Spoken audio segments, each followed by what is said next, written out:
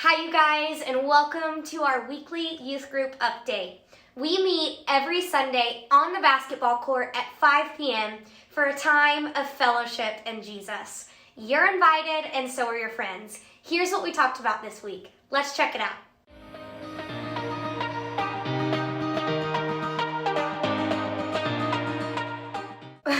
Hi you guys.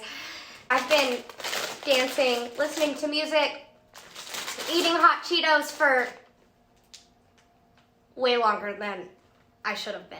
You guys, it is a good thing that we are focusing on self-control because I think that I still have some learning to do.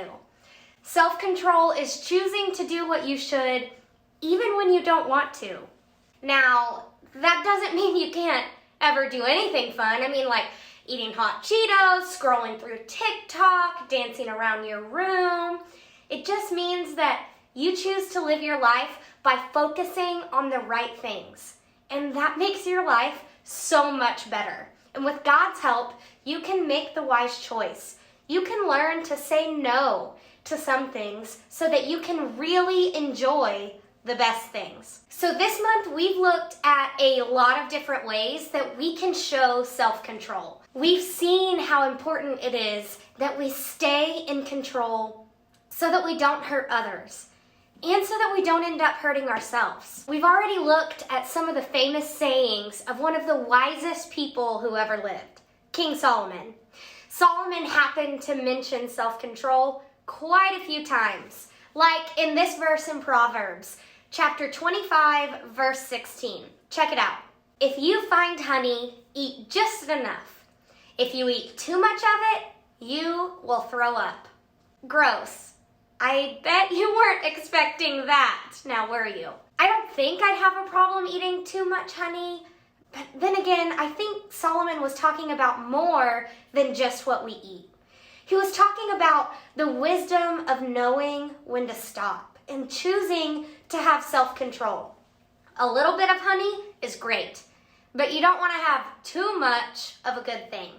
There are usually some not so great consequences when you do. Now let me show you what I mean. First, I want to know what some of your favorite things might be.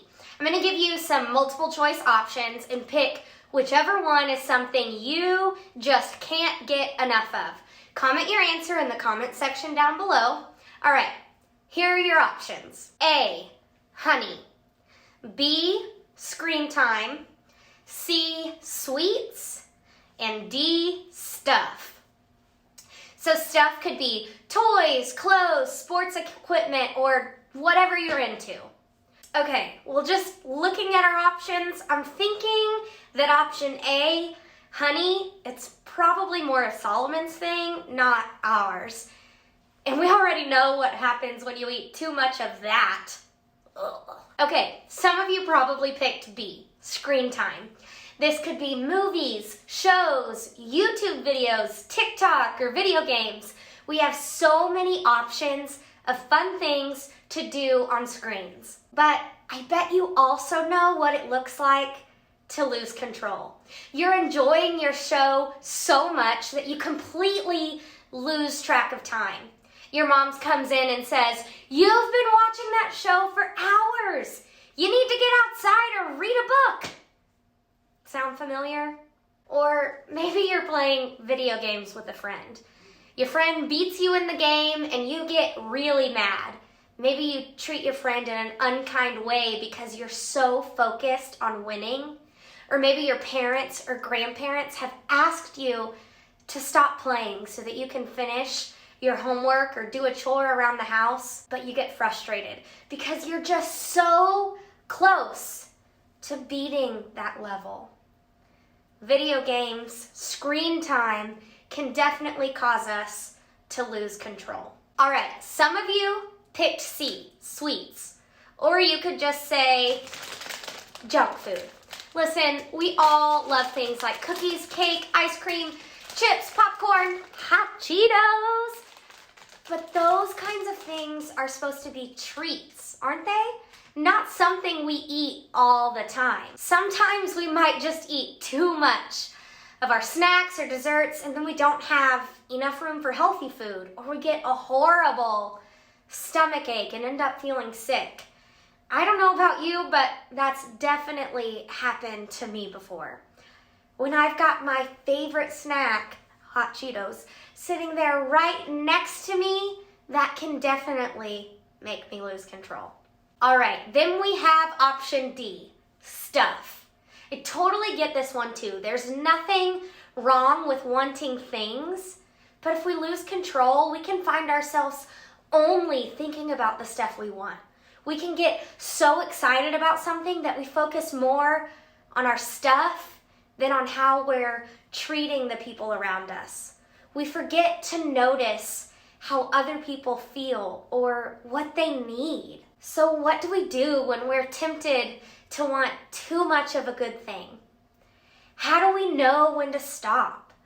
What are some ways that we can stay in control? Well, Solomon had an idea for this first one.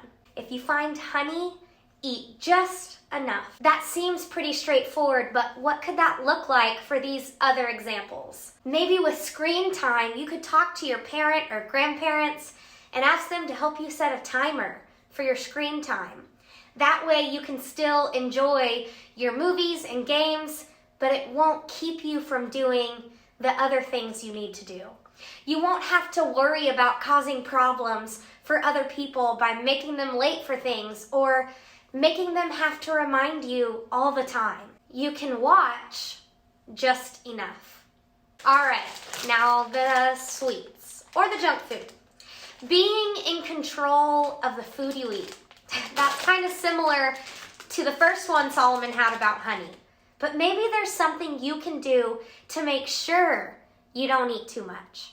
Instead of sitting down on the couch with this whole bag of hot Cheetos, I could just take out a serving and put them in a bowl. Then you'll be sure to take just enough. All right, stuff. You know what really helps when you want something badly? It helps if you can stop and be grateful for what you do have. What if you found a notepad or a journal and took time each day to write down one thing you were thankful for? Do you think that would help you stay in control? I bet it would help you want just enough. I bet it would help you focus on other people and think about what they need too. This sounds like something we can do, right? We can take a cue from Solomon. We can show self-control. We can want just enough of these good things so that they don't end up causing problems for us or other people. Remember, God has given you the ability to have self-control. You can take the first step to keep control of yourself instead of waiting for someone to tell you. Or you can just talk to someone you trust, like a parent, small group leader, or maybe an older brother or sister. They can help you figure out some ideas so you can keep from having too much of a good thing. You guys, this is what we need to remember today. Know when to stop. It can be tough to have self-control when it comes to the things we really love, like music, good food, movies, games, or whatever it is that you're into. But it's important that we choose to have self-control so we don't have too much of a good thing. We have to know when to stop. Here's the really good news. If we do know when to stop, I think we'll appreciate what we do have even more of. We'll make the most of it and really enjoy it instead of always wanting more and more of it. If you find yourself thinking about that something all the time or sneaking around to do it, that might be a clue that you need to press stop. Ask someone you trust to help you see what that might be for you. It could be anything. Watching too much TV, playing on your device or tablet too much, eating too many hot Cheetos, you name it. You can ask God to help you make the wise choice and give you the strength to stop before you've had too much. And remember, when you choose to follow Jesus, you have the power of the Holy Spirit.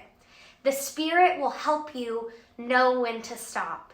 It's like we read in 2 Peter chapter 1, verse 3. God's power has given us everything we need to lead a godly life. I think we're all really finding out how to live with self-control and why it's so important. And most of all, that we don't have to do it alone. God is always there to help.